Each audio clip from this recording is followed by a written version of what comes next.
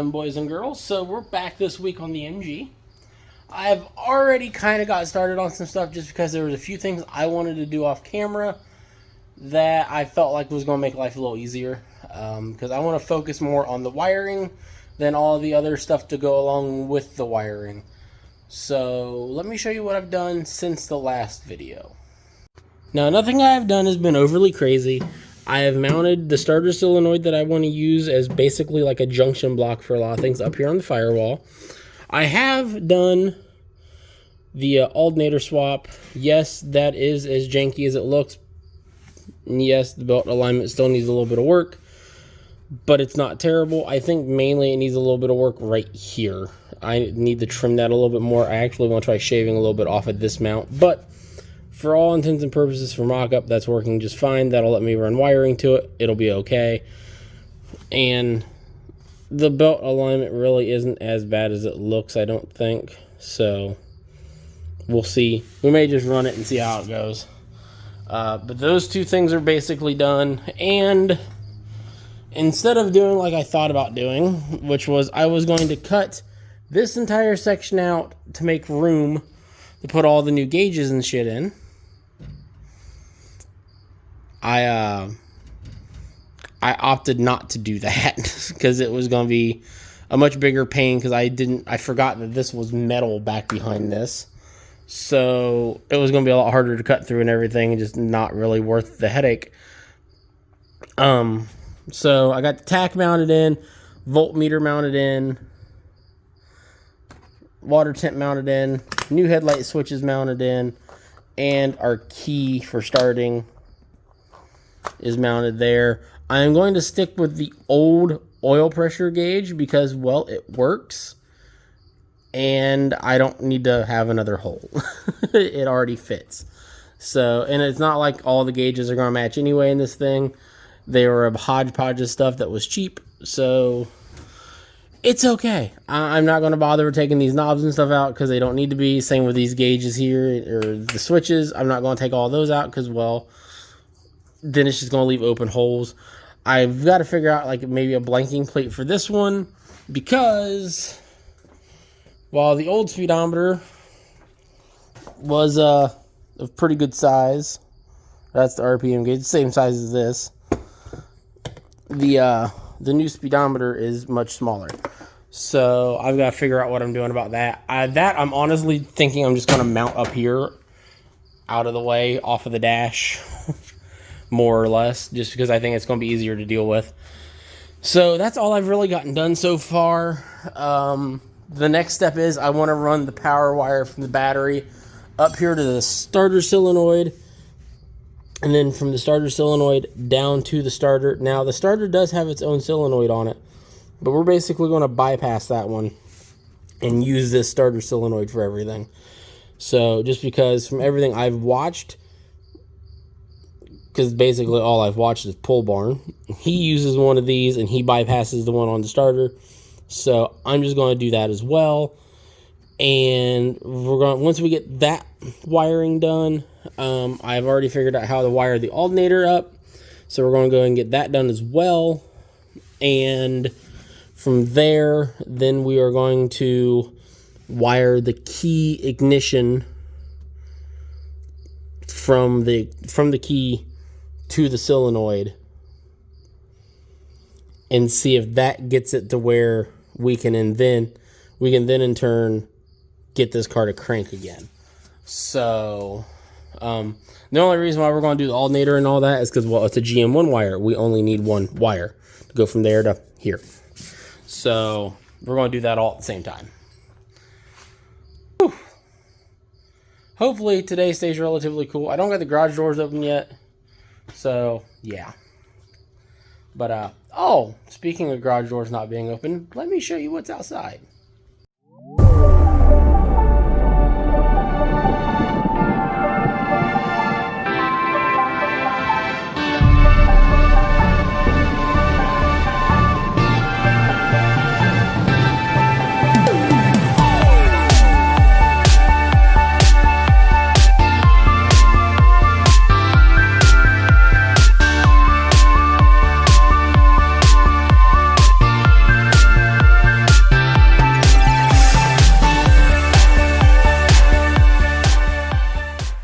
So there you go. This is why we're doing everything we're doing with the MG.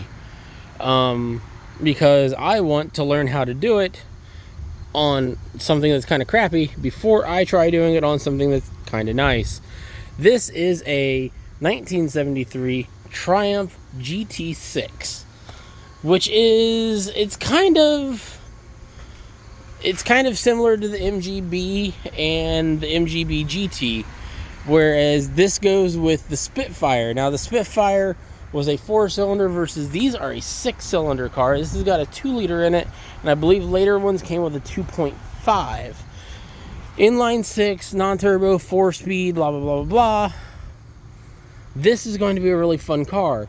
Downside is, this thing does not run, does not drive. The brakes need completely gone through, the interior needs completely gone through, the wiring needs completely gone through, and the engine needs gone through, because this was a flood car. So yeah, it is going to be a fun rebuild. Now, that being said, with it being a flood car, it is not really that bad inside. I mean, as you can tell, it couldn't have got that high because the wood in the dash is still good. I think it only got up like here. If I remember right from what Ryan said, maybe here. It didn't get up and into the dash. So, I mean, realistically, the wiring might be okay. But at the end of the day, it is a British car. So, wiring kind of sucks as is. And I'd like to just eliminate all that. So, now, like I said, the engine needs gone through. The hood is not currently attached. So, I'm not going to try to lift it because I don't want to do any damage to anything. I have another engine. My buddy that I got it from had a spare 2-liter for it that he was working on, that as he does not know if it runs, but he does know it turns over, which is kind of better than what's going on with this one. So yeah, and then we've got some parts laying back here and stuff. Nice little chin spoiler, extra radiator. Here is a lot of the brake hardware that needs gone through and rebuilt. I would like to just buy it all new of all of it. So, as you can see, it is not in perfect condition on the inside either, but it's not bad. It's definitely fixable. And this, while not being my overall British dream car, this is by far, it's probably my top 3. So, if not my top 2. The only thing I know for 100% that I can say I absolutely like better than the GT6 looks-wise is the TR6, which is just basically an older version of the GT6. I believe the GT6 actually replaced it. Maybe not. I could have that wrong. No, the TR6 is just a bigger version. So, something along those lines. It's hard to make sense of all of it. But yeah, look at that thing. Isn't she pretty? And the old boat back there. And then this fucking thing standing up like a sore thumb. Poor car. So, yeah. So, it's just, I'm excited to get to work on this, but I want to do this car right. I don't want to half-ass anything on it. I want it to be built like it should be built. And I want it to be relatively stock. I don't want to do anything too crazy modifying it. Which I know for me sounds kind of crazy, but I want this thing to just be fun for what it is, not fun because I made it something crazy. So in that aspect, I would like to keep it relatively stock. Nicer wheels and tires, obviously. I want to clean up the interior. And I want to redo the wiring because it's got classic British Leyland wiring, which means everything's Lucas and everything's junk.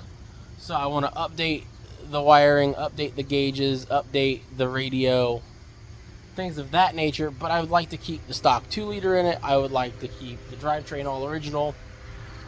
I don't even think I want to play with ride height on this car. I think I want to leave it the way it sits. Yeah, that's crazy, right? So yeah, but there's your little introduction to that. This will get its own video later. We're just going to get some stuff done on the MG first. But I know you guys are going to see it the moment I open the garage doors, so I want to show it. And it's more than likely going to end up in the garage between the MG and the Celicas. So 4 cars in the garage this winter might be fun. Then there's also one other bit of news that kind of goes with this, which if you guys have been watching for a while will kind of be a bit upsetting, but probably not that big of a surprise. The Corolla most likely has a new home. A buddy of mine is buying it, or at least that is what the plan is right now. I will still keep you guys updated as he works on it. But as no surprise to many people, I've kind of lost motivation on this thing. And I've got too many other projects. Because as some of you might know, as you see everything that's here right now, and everything that's out back, there's still a car missing. My Nova is still at my brother-in-law's house. Which means something's got to leave. And, well, I've got a 14-year-old getting ready to turn 15, which means here in about another 6-7 months he's driving. Given he's probably driving that, but still there needs to be room made for, you know, another more practical vehicle. So, which means unfortunately the V6 Corolla is going to leave. At least that's the plan as of right now. The tentative plan is he's picking it up probably next Friday, and we're not really worrying about anything money-wise till after the beginning of the year, because he's got some other things he needs to take care of first, but he wants the car. And that being said, there's also the option of it may just be there for storage. We're going to cross that bridge as we get to it. Either way, I'm excited that maybe someone's going to do something with it, other than it just sitting here rotting away even more than it already has. So, but yeah, unfortunately, there's not going to be any more videos on it. As he gets stuff done though, and he makes it a driver, we will do some videos on it, because he lets me video some of his other cars, like his SEMA. So, yeah. Matter of fact, there's the video of me helping him go pick up his SEMA on the channel. So, all right, enough yakking. Let's go get some work done. So I gotta go see what the kid's doing, and then we'll get some work done.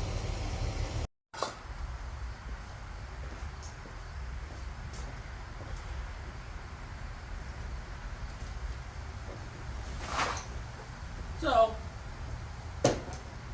in an effort to keep things relatively cheap, and basically pulling another little stunt out of the Pole Barn Garage book, I bought jumper cables to redo the battery cables with. Now, he says he doesn't recommend it, and I'm not gonna lie, on anything you really like, I definitely wouldn't recommend it either. But that being said, this cable is the same gauge as what came out of the car. So, and it's nicer wire. It's like still nice, pliable, good wire. So, I don't feel bad about using it, at least not in this application. And like he points out, it's color coded. Now, I would have liked to have had red instead of white, but that being said, 40 foot of this cost me $26. So, yeah, I'll live with it being white. Takes a minute to rip all that apart. Holy shit. So, yeah. Yeah, I mean, by the time it's all said and done, I'm going to lose a few inches by the time I cut the handle off and everything. Matter of fact, that might be bigger gauge wire than what was in the car originally. So, let's see, the box says this is 4 gauge and it's like nice and pliable. Versus, I doubt this is even 4 gauge. This feels smaller. This might be 6. And it's, yeah. It's not as pliable. So, we're going to go ahead. Against my better judgment, I am going to run it underneath the car, along where it ran before, even though I'm not exactly thrilled with that idea. I would like to keep it inside the car, just not exactly sure where. It seems like nice clamps too. So I think I've discovered my least favorite thing about doing wiring. And it's not like getting my links right or crimping on connectors or anything like that. It's the fact I never have the connectors that I need because I don't do a lot of wiring. So every time I turn around, I gotta go back to the parts store for another set of wiring connectors. This is getting old. This is like legit, like I think the 10th trip I've made for just wiring stuff. But here's the power wires now run completely underneath the car up here to the starter solenoid. And I figure while I have this nut off, and I don't think I need to put anything else on this one currently, I'm going to go ahead and run it from here to the alternator as well. Get that circuit done, and then I will make my wire to go from here down to the starter and have that one done. And then I also need to make a jumper wire for down there at the starter as well. So that'll be pretty easy. It's just a matter of doing it.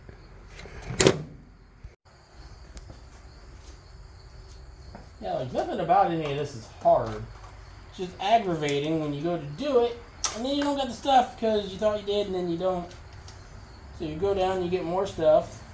It just leads to you needing more stuff and more stuff and more stuff. It's frustrating. So, now, I've never really used these ones, but everyone that uses them seems to love them.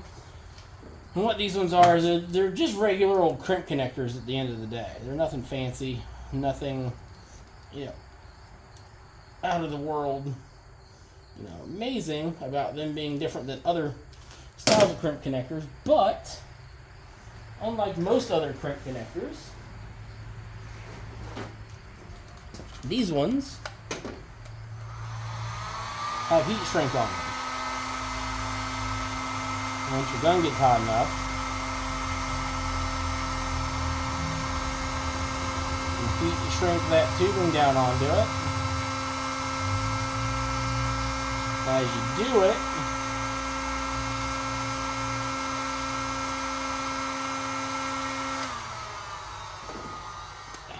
there we go.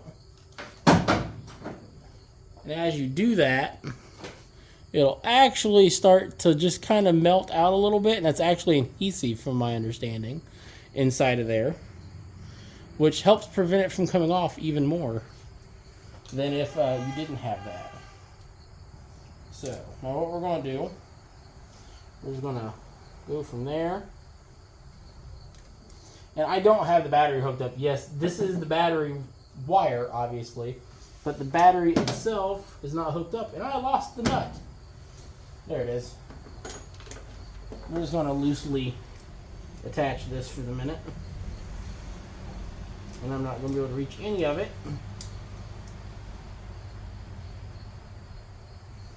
Because I'm not trying to make this super short and super fancy. I want to have plenty of slack to come over to here. That's honestly probably way more slack than I need, but that's fine. I'd rather have too much than not enough.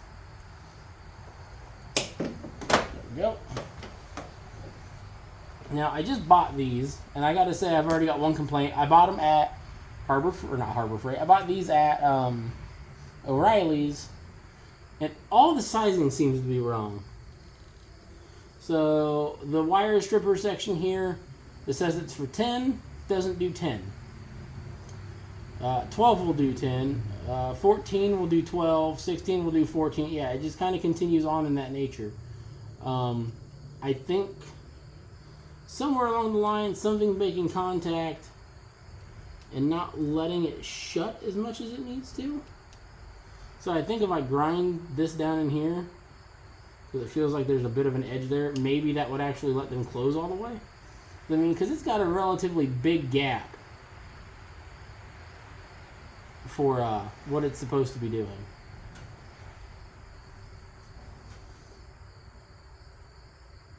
Anyway, I'm rambling again. I don't know why I keep doing that to you guys. Y'all don't want to hear me ramble. You want to see shit get done. See, it's like frustrating because now I'm like, okay, now I'm on 14 and I'm trying to cut a 10 gauge wire to just strip a little bit of it off. I shouldn't need to go that small to do it. It should be, the 10 gauge should do it. Now, here's hoping I got the right connectors for the other end of this. I'm kind of thinking maybe I didn't. Yeah, I did. It's a Christmas miracle, boys and girls. I didn't screw up. So, oh, same thing again. Put that on. I will say the crimp end of it does work really well. I put in the right one. Or at least it seems to anyway. There we go. It's crimped. Where did the...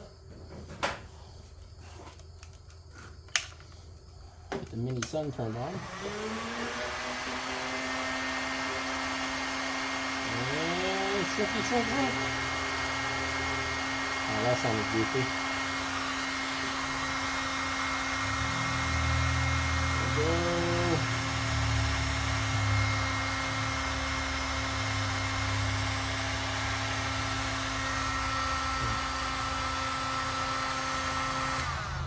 There we go. There we go. That incomplete. Ah.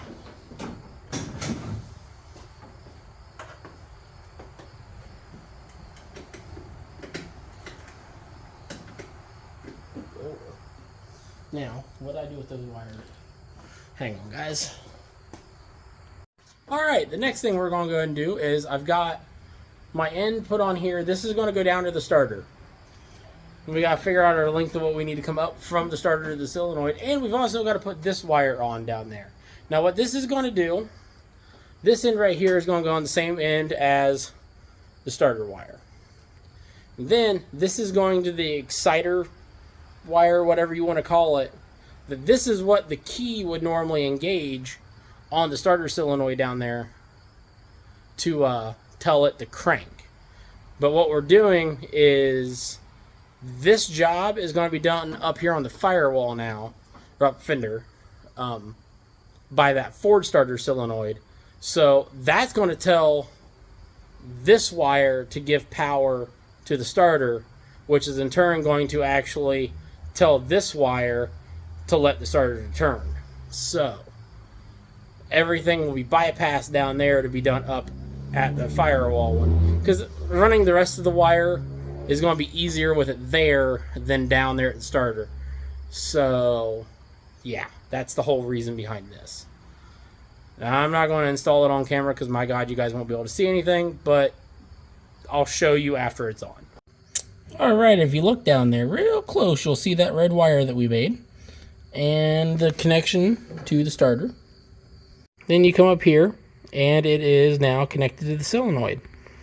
So, there's that step done, and we are also tied into the alternator as well now too, which I think I already pointed that out. That's all done. So, that is the majority of the starter circuit done. At this point, I believe if I touched a couple wires together with the battery connected, it would crank. Matter of fact, we might try that. Alright, we're going to try this one-handed. But I believe if I touch here...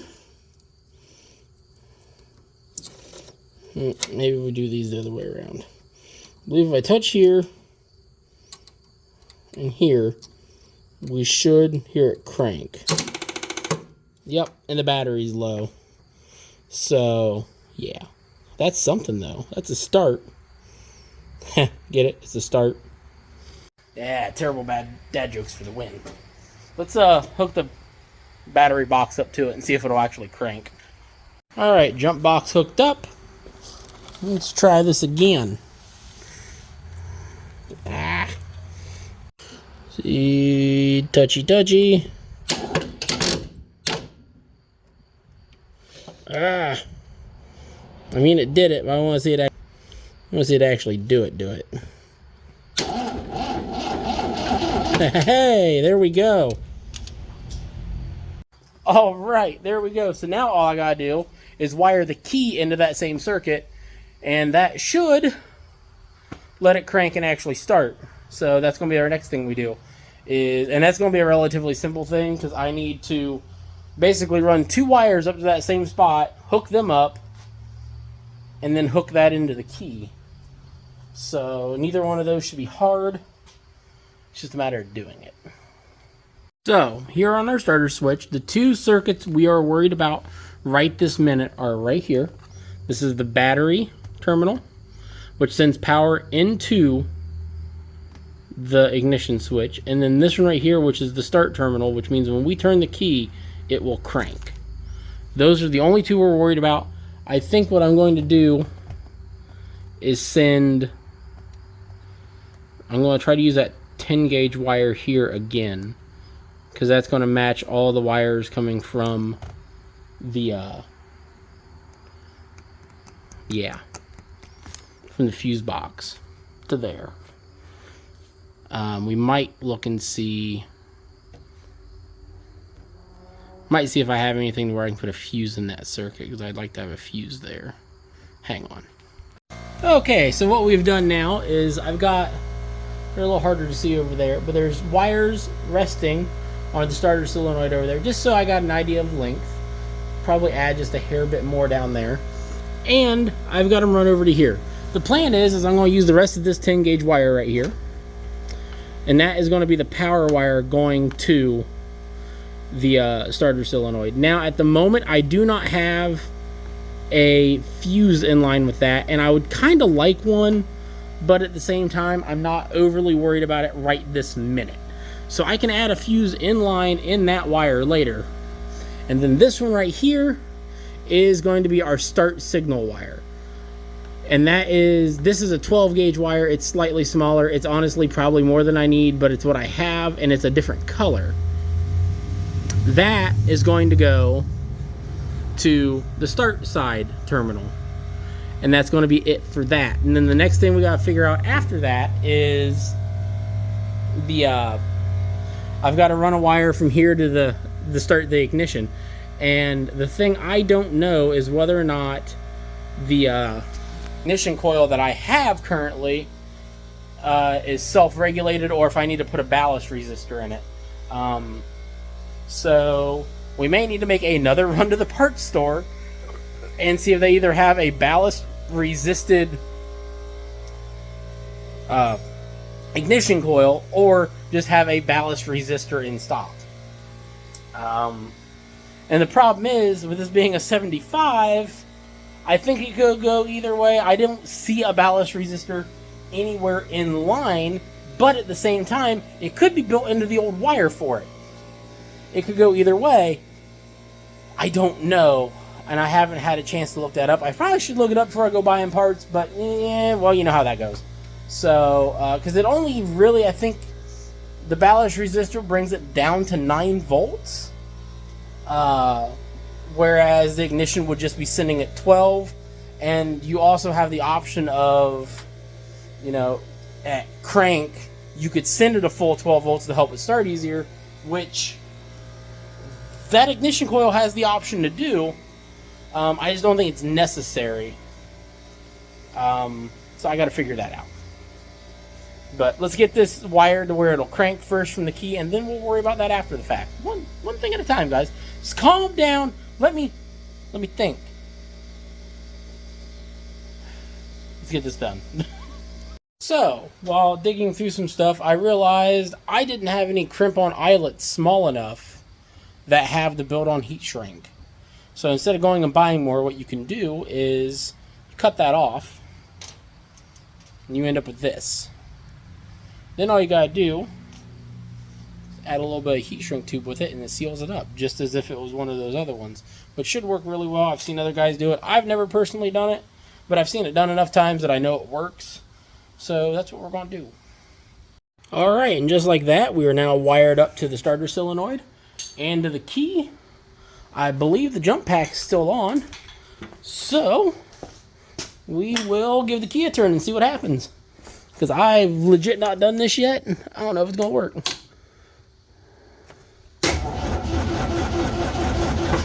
Hey! Turn the key, and she starts. Or she cranks.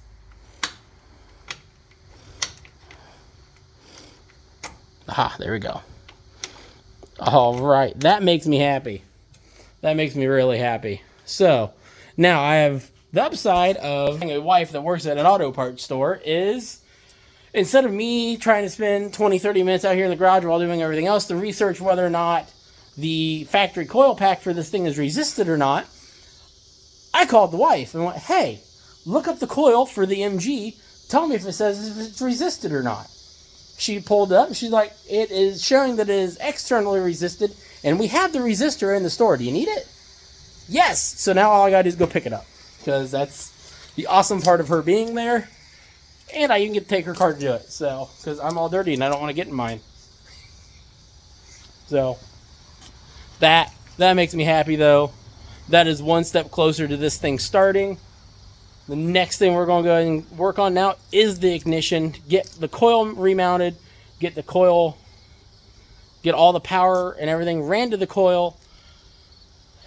Dump a little gas in the carb. See if it fires up. I should also grab the radiator hose stuff while I'm there too, because I need a chunk of hose. We should do that too.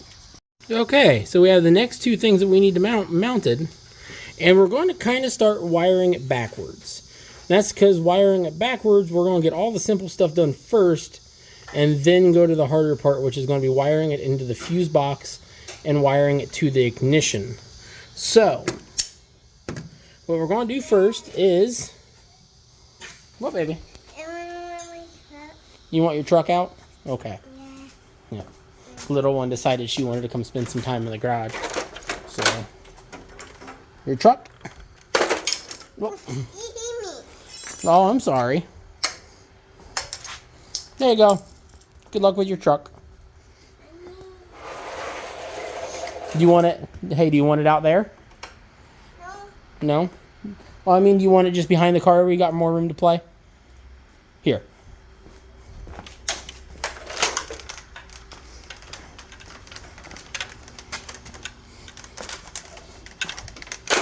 There, you got a little bit more room to play. And your noise is a little farther away from Dad.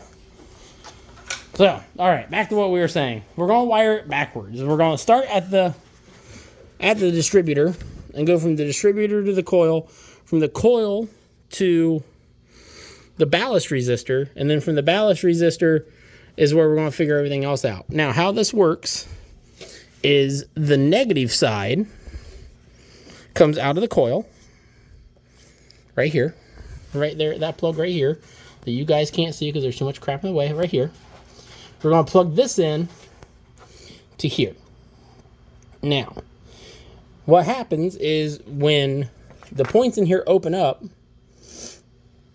it will break this ground and send power out the coil down. If I have that right in my head, that's how that works. So, and what this ballast resistor does is it takes it from being 9 volt, or from 12 volts down to like 9 volts. And makes it to where it's not overpowering everything and burning the points up constantly. Now, the thing we got to figure out after we get that part wired up is, right here is our coil power wire on everything. So now that has to be tied into the ignition switch up there, and I got to figure out what wires exactly I need to do that. Hi, baby. Well, yeah, because you guys broke it. I can't fix it. I tried. So you're just going to have to play with it as is. Do you want the big truck out and you can push the big truck around instead? You tell me. Are you good playing with the truck you got out? Or do you want to go back inside and play since your truck's broke?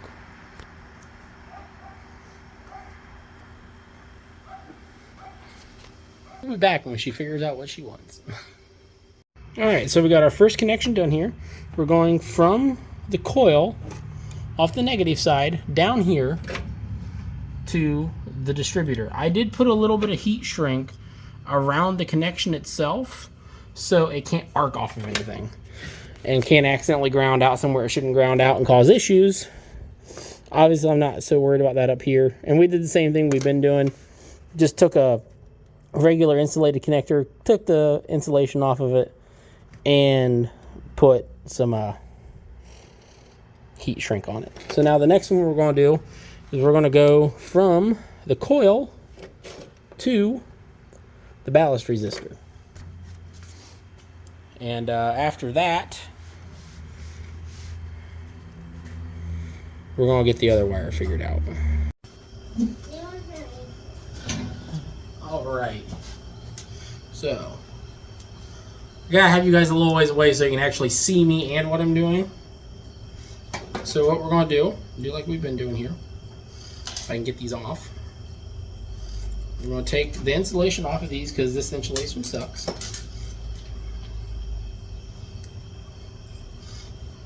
One, off of two. Then we're just going to get a rough idea of how much wire we need to make the jump we need to make here. And we're going to give ourselves a little bit more than that. Now, I will say, for most of this, I am giving myself... You picked your truck up? Good job! I'm giving myself a little bit more wire than I need. That way, nothing's got like too much tension on it or anything like that. And before you freak out that I'm not putting the insulator or the heat shrink on here yet, I have the other end open. So, not as worried about it quite yet.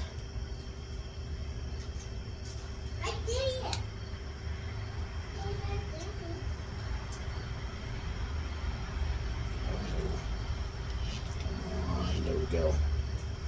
There we go. And that's crimped on. Now, I lost my heat shrink tube. What did I do with the heat shrink tube? This is why you don't work in a mess, guys. Oh, I guess we gotta open up the other pack and get some more heat shrink tube out. Oh, no, there it is. I knew the moment I was going to give up, I'd find it. So what we're going to do is we're going to just cut two not hugely long pieces. They ain't got a lot to do. Just want to make sure there's enough. Now we got those on. Slide them on. We'll slide them both on. And then we'll get the other end ready. This wire is only 14 gauge, so it's not real super heavy, but from what I understand, it should be heavy enough to do the job. At least I hope. If not, well, we'll cross that bridge after we figure that out. Right now, it's heavy enough to do the job.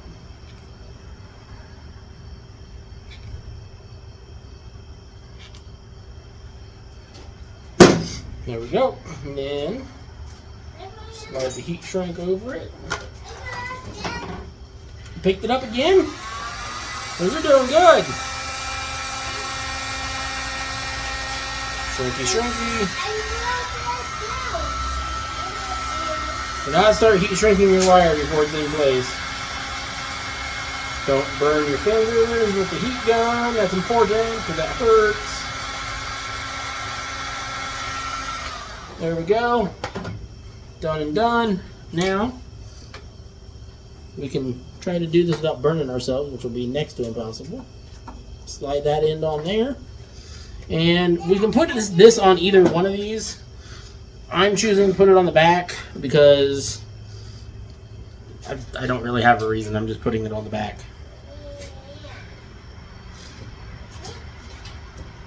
There we go.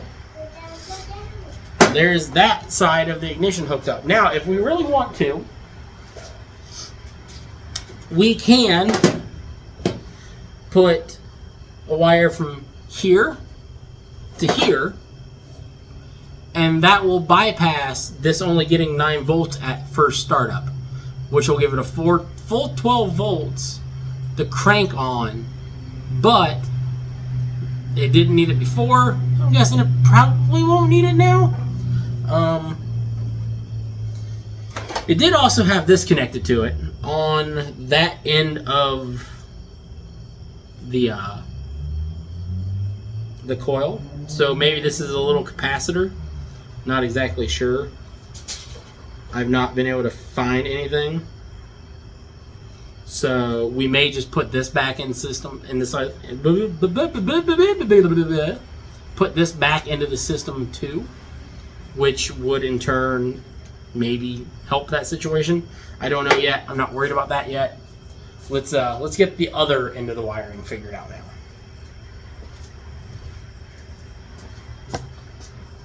Okay, so what I figured out, this red wire right here is connected to one side of this coil fuse.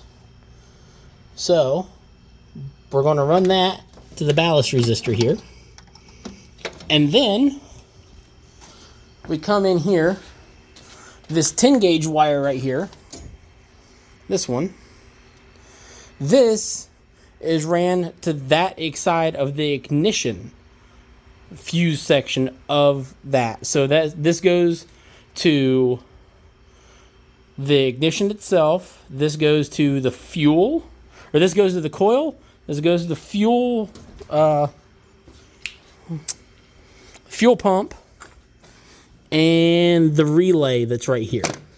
So that goes to all of that. Now, I could wire the fuel pump to the relay, but I think what I'm going to do is I'm just going to wire it to this fuse and save the relay for something else, like if we decide to put fans or something on. So I don't want to add it into that one. So for right now, we're going to wire the coil, and we might go ahead and try to figure out this fuel wire as well and get the fuel pump actually hooked up legitimately. Let's see how long the rest of this takes us. All right, so I am trying to not get ahead of myself with you guys and just try to start this thing. I'm going to show you where we're at, and then we're going to give it a shot. Fingers crossed, as long as when I hit that ignition key, everything powers on like it should, this thing should start. So like I told you guys, this is the ignition wire, or the coil wire, more specifically, out of the fuse box. We are now hooked up at the key there, and I went ahead and dug out the power wire for the fuel pump and hooked that up as well. So now, when we turn the key, we should have fuel, we should have spark, and we know it cranks. So I really hope that means it's going to actually start. But we're going to find out. I'm really nervous about this. I've never done this before. I'm not going to get in it. I want the door open just so I can stand closer to things. Alright, so let's see what happens when I click the key on. Fuel pump comes on. That's a good sign.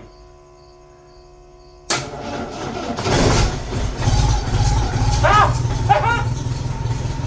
Yes!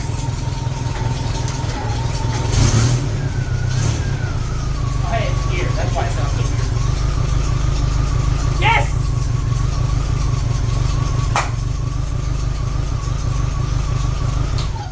It runs, baby. Yeah. That did it. Yeah. Yeah. Don't sound so excited for me. That may be one of the most stressful first starts of my life. Because while I have rigged up ignition systems to work, I've never wired one. Like, I have never ran power from the key to the starter, to the ignition, wired all the ignition. I've never done all that myself. The thing that scares me, though, is I think this was the easy part of this whole thing. That has me very concerned. That this might be as good as it gets, and everything else from here is going to be a nightmare. Because now, the next thing we're going to start on, not on this video, this is what I wanted to accomplish for this video. This makes me extremely happy. I might bust out the power probe light and see if we have, anything coming from the generator. But, oh, this makes me very happy. Why do I feel like someone's here? Oh, they're stopped for the train. The train stopped out here. I needed that. That makes me feel so much more empowered about doing this. And just, I was beyond worried about doing this and it working.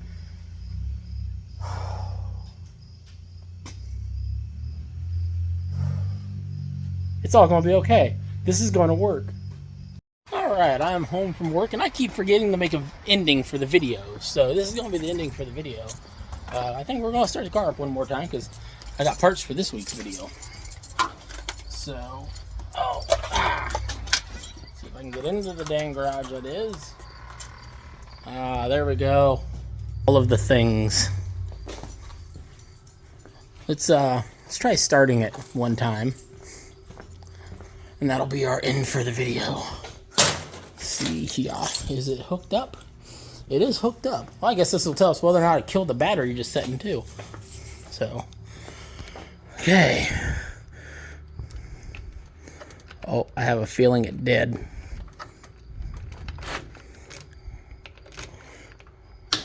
Oh, nope, it didn't.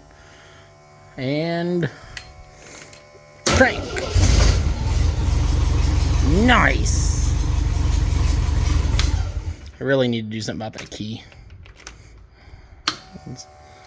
There's on position, and it just swivels around. God, that starts so easy. Give her a little rev. Ah. Oh, shit.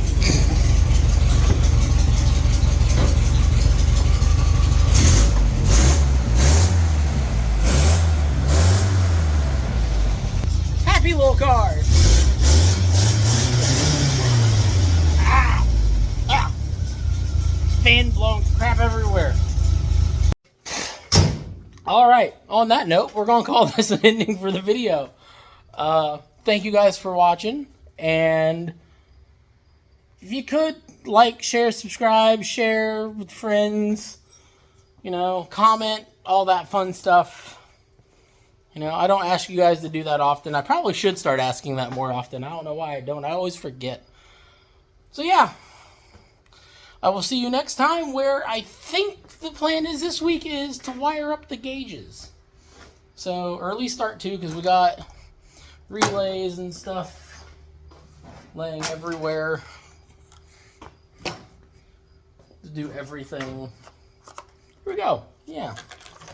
So tune in for that, and we'll see where we go from there. Like I said, I think it's going to be the gauges. It might be the lights. I don't know yet. We're going to cross that bridge when I start the video. So until then, see you guys next time. Have a good one.